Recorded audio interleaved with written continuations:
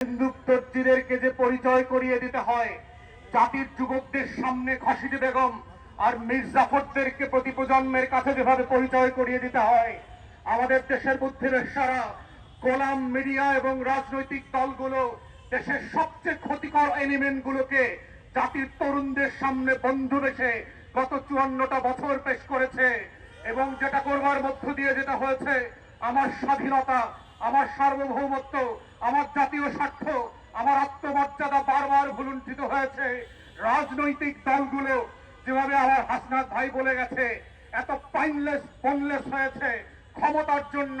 ফকির মিসকিন বস্তির ছেলেমেয়েরা আজকে বড় বড় রাজনৈতিক দলের নেতা হয়েছে। ওর নাম পরিচয় নাই, ওদের শিক্ষা দীক্ষা নাই, যারা সত্য চেনে না, যারা আজাদির লড়াই বোঝে না, যারা হাজার বছরের ইতিহাসের স্বাধীনতা সার্বভৌমত্ব বোঝে না, ওই সকল ক্লাউন কোরামরা আজকে বাংলাদেশের রাজনৈতিক দলের নেতা। এবং তারাই প্রত্যেক পাড়ায় মহল্লায় এলাকাবাসীর কাছে ভোট চেয়ে বেড়াচ্ছে।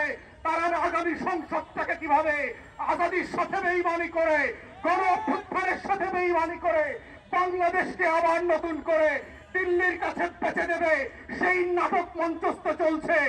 আমাদের বক্তব্য